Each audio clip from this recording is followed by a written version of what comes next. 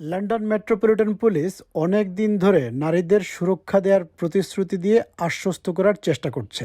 মেট police বলে আসছে তারা যৌন নিপীড়ন এবং সহিংসতার ঘটনা গুরুত্ব দিয়ে বিবেচনা করে। কিন্তু সোমবার জানা গেল মেট পুলিশেরই একজন কর্মকর্তা ডেভিড কেরিক একজন ধারাবাহিক ধর্ষণকারী। 2 দশক ধরে এই অপরাধ করে আসছিলেন পুলিশের এই কর্মকর্তা। This is devastating.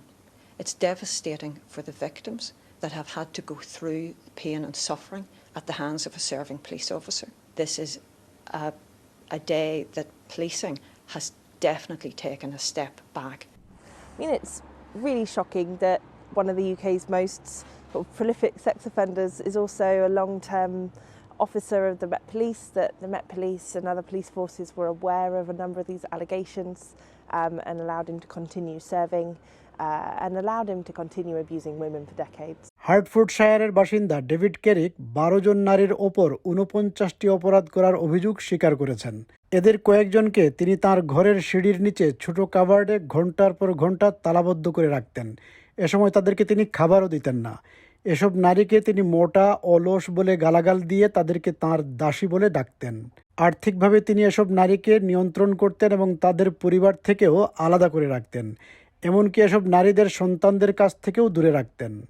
ডেভিড কেরিকের বিষয়ে অনেকবারই অভিযোগ উঠেছে অতীতে।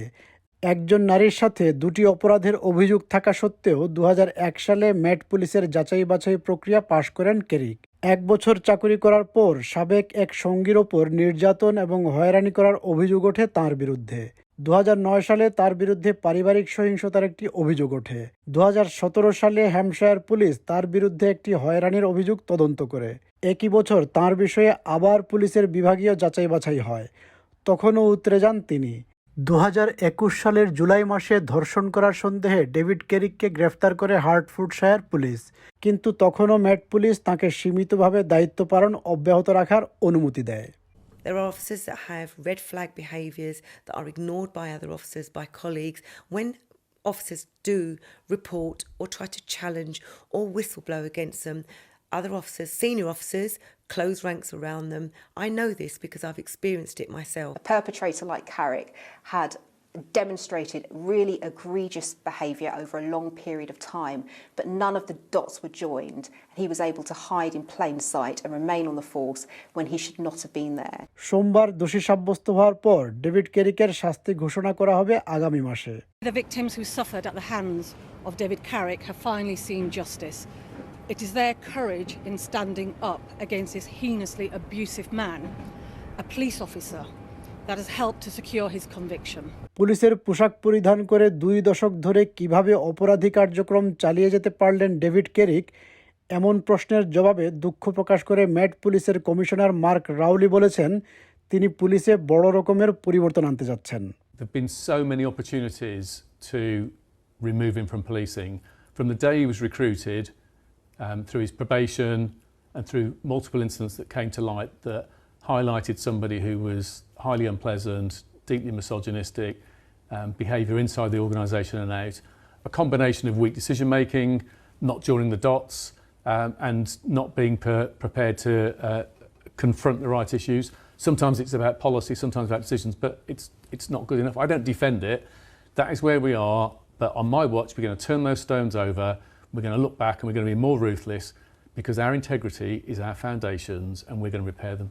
এদিকে পুলিশের অভ্যন্তরীণ সমস্যা নিয়ে রাজনীতিবিদদের মধ্যেও শুরু হয়েছে কথার লড়াই।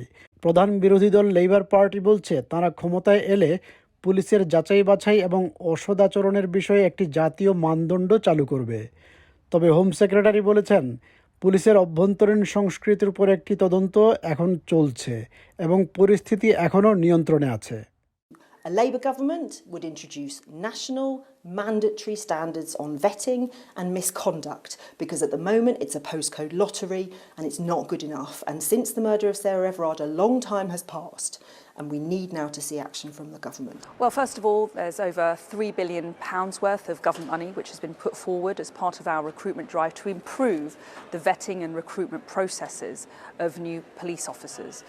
Secondly, the Inspectorate reported recently about how chief constables all over the country should be prioritising vetting and recruitment processes. And I expect every Chief Constable to take on board those recommendations and implement them urgently. And lastly, the Angelini inquiry will move forward to observe and inquire very closely into policing culture so that we get a better idea of what's going wrong in policing and so that we can fix it.